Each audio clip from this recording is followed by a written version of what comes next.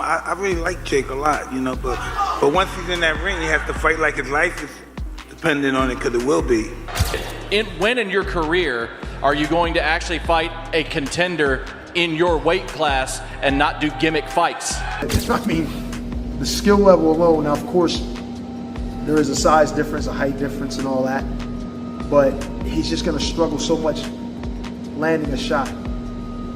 You know, it's just going to look bad. In a shocking moment, boxing icon Mike Tyson made a surprise appearance at the Jake Paul vs. Gervonta Davis press conference, stunning everyone with a fiery warning to the YouTuber-turned-boxer. Tyson didn't hold back, telling Jake Paul to fight as if his life depends on it, making it clear that stepping in the ring with a dangerous fighter like Davis is not a game. If you saw Jake Paul's fat body videos, and if you think he's taking his training seriously for you. Listen, I think he's taking it very, very seriously because his health depends on it. And yeah, he's nobody I'm not looking past him. I'm taking him lightly at all. The Jake Paul vs. Gervonta Tank Davis fight has become more than just entertainment. The bout is officially classified as an exhibition, mainly because of the huge weight and size difference between them. The Florida Athletic Commission refused to sanction it as a pro fight due to that gap. Under the agreed rules, they'll fight 10 3-minute rounds, both wearing 12-ounce gloves, and knockouts will count. The result will be judged by 2 human judges and 1 AI judge, added to ensure more fairness. The Jake Paul versus Tank fight is getting really weird. Gervonta looks scared for his life because the rules are out. They're crazy. Oh, so everyone thought that the fight was at 190. Instead it's at 195, and this weight difference is scaring the life out of little Tank. Over 10 3-minute rounds. The next dispute comes with the gloves. Little Tank is used to fighting in 8-ounce gloves. Baby gloves. This fight will be in 12. Hands might be too small. Also, Tank just fought in a 12 3-minute round fight against Roach. Yes, and now he's fighting in 10 3-minute rounds, which isn't too bad. Well done, Jake. Exhibition though, can he win? Yes, he can actually win. It will be overlooked by 3 sanctioned judges. So you can actually still win and knock him out. But here's the trick. It's body punches only. And there's a reason. That's because Tank said, look, this is a bit unfair. I don't want to punch up. I want to punch at my head height. Where does it fall? At Jake Paul's belly. Oof. So apparently we've heard there's no knockdown rules, but aside from that, it's a pretty well-rounded fight. Oh yeah, and there's some drug testing involved. But Jake Paul for the win. Reports indicate that Gervonta Davis has gained noticeable weight during training camp and now walks around close to 160 pounds, even though he's never officially fought above 135. This increase, while still below the limit, brings him closer to the catchweight set for his exhibition with Jake Paul. The added size could boost his punch resistance and power, making him a tougher and more unpredictable opponent. Gervonta Tank Davis, is my prediction that Gervonta Tank Davis is going to weigh in on the night of the fight against Jake Paul, knocking on 160 pounds. Don't be surprised if he's 157 pounds, something like that. You guys see this footage? Look at Tank. Now, if you know what you're looking at, the guy must be around 150 right now, 153, something like that. And you can really tell when he's sideways. When you look at him sideways and see the depth. See, from the front view, you can't really tell. But when he turns sideways, the guy is a wrecking ball. He's literally a baby rhino out there. And I think that is the idea for him to bulk up and be a little powerhouse out there. And I'm all for it. I'm gonna tell you in this video why I think that's the best thing for Tank and why I think he will be knocking on 160 pounds. Teddy Atlas believes Gervonta Tank Davis is one of the most complete fighters in boxing today. He praised Tank for his knockout power, sharp counterpunching, and ability to control distance while staying composed under pressure. Atlas said Davis fights with patience and intelligence, always thinking ahead rather than relying only on strength. In his view, these traits make Davis capable of beating someone like Jake Paul, whose skill is improving but still lacks top-level Polish. The only other time he was in for the fans to get mad with that was against Fury's, Tommy Fury, but it wasn't that level, obviously, and all the size things you just rightfully pointed out. But he would have been in there with, I mean, it seemed crazy. You're going to go in there with a guy who was a 2-time heavyweight champ and a gold medalist? Wow. Even though the guy's, at a twilight part of his career, still. And you've given a lot of credit and props to Jake Paul on this show of helping get more eyeballs to the sport, but the way he takes it serious and goes about his approach and his work to this craft, that he does take it seriously. With that being said, when he announces Tank Davis, I'm getting tired of these gimmick fights and him loading the deck up. Whether it was Chavez Jr. or an old Mike Tyson, or we could go on and on with some of the UFC guys and the great Anderson Silva at 46 years of age. Tank Davis, great fighter, current fighter, world champion. We know how good he is. Been a top 10 pound-for-pound guy for you for the last few years now. But he's 5'5" and 135 pounds. This sounds like it would be a 195-pound fight, an exhibition. Wouldn't count on their records. Not a whole lot of other details other than it will be in November, and it sounds like in Atlanta. But I've said enough. I just want to hear your take. What do you make of this news, Jake Paul and Tank Davis? But, you know, and I'm smiling a little bit. But, back in the day, you know, I loved the 1800s, 1700s, you know, my friend out there, 1700s, whatever. But I loved the old-time fighters. They were catchweights. And there was guys like Sam Langford. I know Sam Langford shouldn't even be comparing him with this because... Despite Davis' superior skill and stronger physique, former world champion Carl Froch warned that Jake Paul's size and unusual power could pose real danger. Froch said Davis isn't used to taking shots from someone that big. His comments echo the concern many in boxing share. This fight feels less like a contest and more like a risky spectacle where safety could be at stake. Just here at Los Naranjos in Viva, España, and I found out that Gervonta Davis is now fighting Jake Paul. So Jake Paul was supposed to be fighting AJ. Eddie Hearn announced 99% done, which we've just spoke about.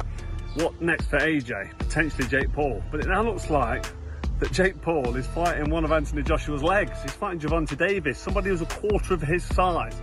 I don't even know what's going on. Has Eddie Hearn been played? Let me know what you think. But the AJ fight with Jake Paul's finished. Gervonta Davis, fake Paul, November. I don't know what's going on in the world of boxing. This is an absolute joke. What next for AJ? We'll get into this, and there's so many questions I want to get into in the next episode, but hope you enjoyed this one. And yeah, just thought I'd give you a quick update because the news has just come in and I'm just trying to relax and play a bit of golf, and I can't. I've got to get it off my chest. I'm going to add it to this video. Hope you enjoy it. Don't forget, if you haven't already, hit like, share and subscribe to the best channel in the business, Froch on Fighting, and we'll see you very soon. Froch also issued a firm warning about the danger in the Paul versus Davis exhibition, pointing out an estimated 65-pound weight difference between the two fighters. My name was mentioned at his press conference and he shit himself, and the fight was just absolutely fucking diabolical. Again, I've said before, he's not a professional boxer, he never will be, and he proves time and time again that he's not a professional fighter. So Jake Paul, go on, piss off.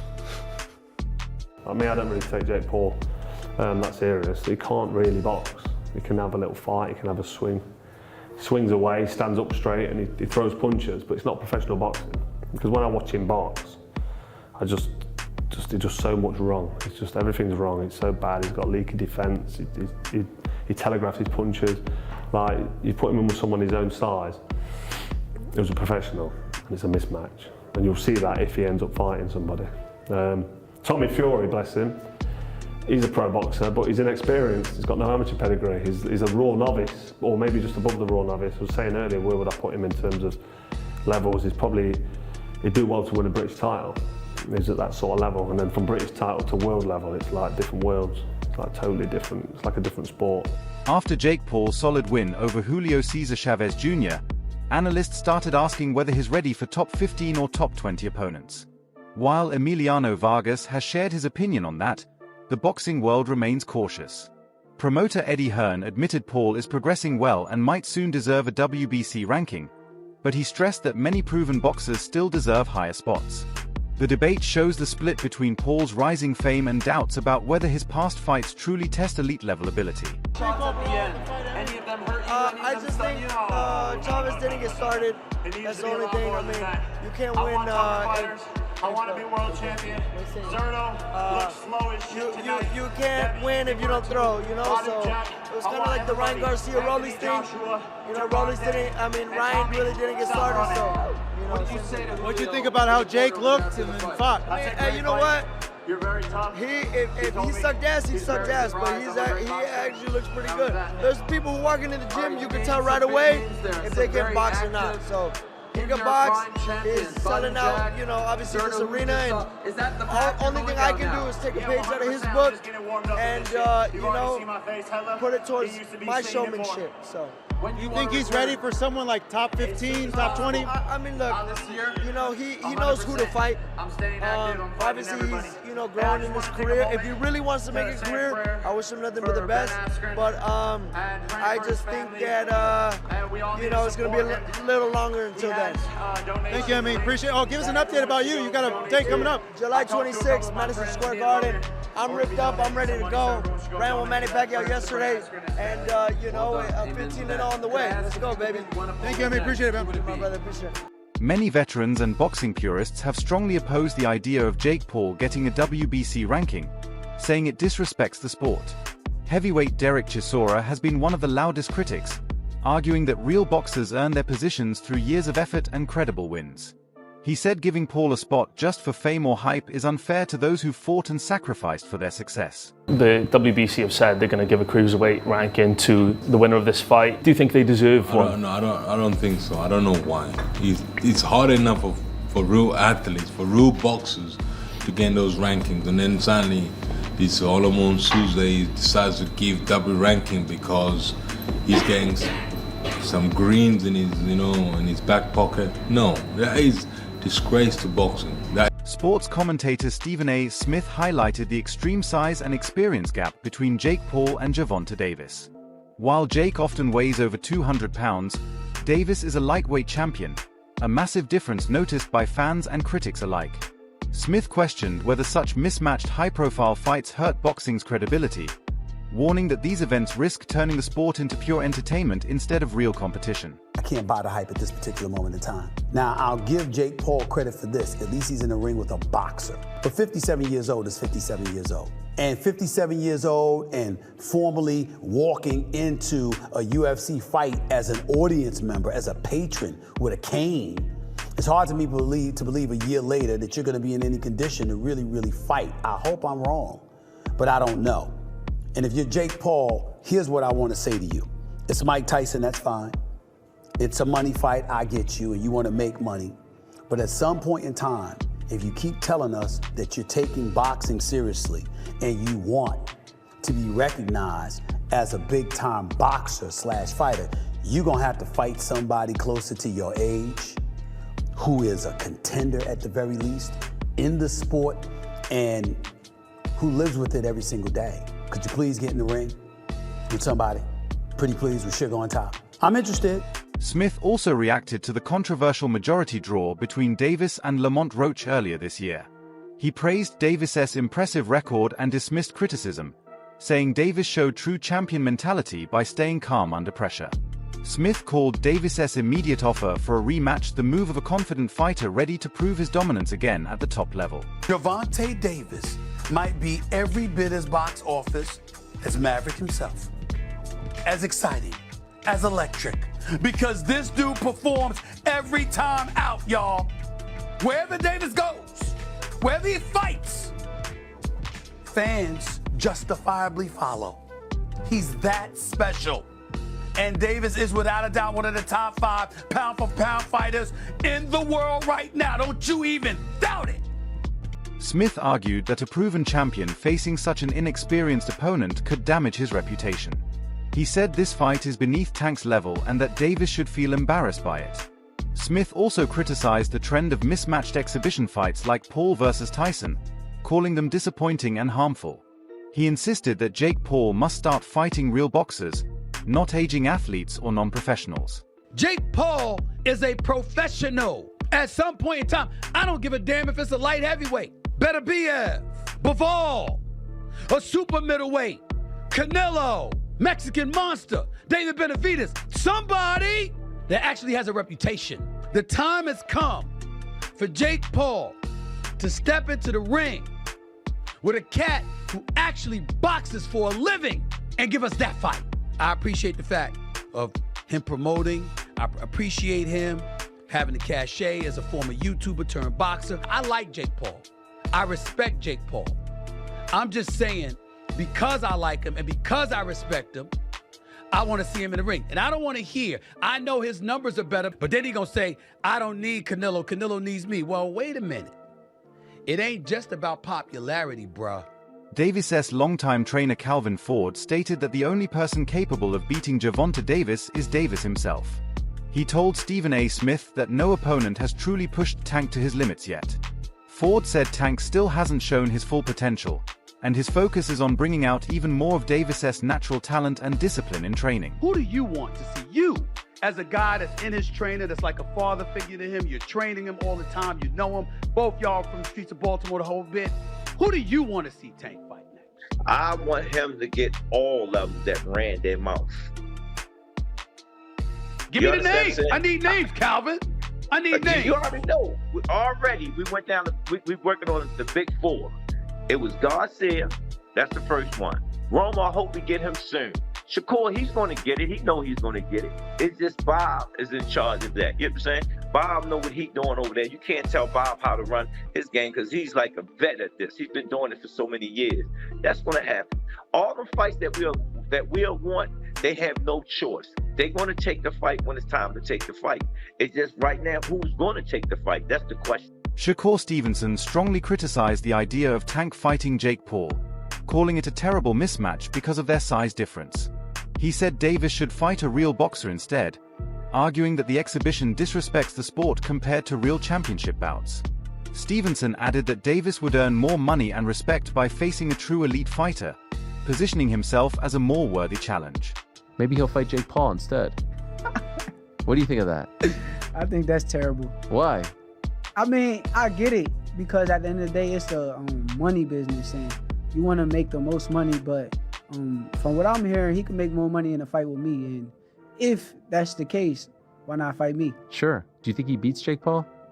Do I think he beats Jake? Yeah, I mean... There's a huge size advantage, though. It is, but I think Tank got the skills to make sure he come out on top. Do you think that Jake has gone better? Yeah, I think actually Jake got tremendously better from the time frame that he started till now. And in the right situation, I also could see him become a world champion. Really? Yeah. Joe Budden, however, defended Davis' choice, calling it a smart and financially sound move. He said if a fighter can make money while staying relevant, it's good business.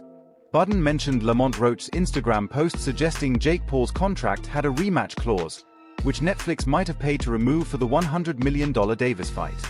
He argued that if Roach relied on that clause, then this new deal left him shortchanged.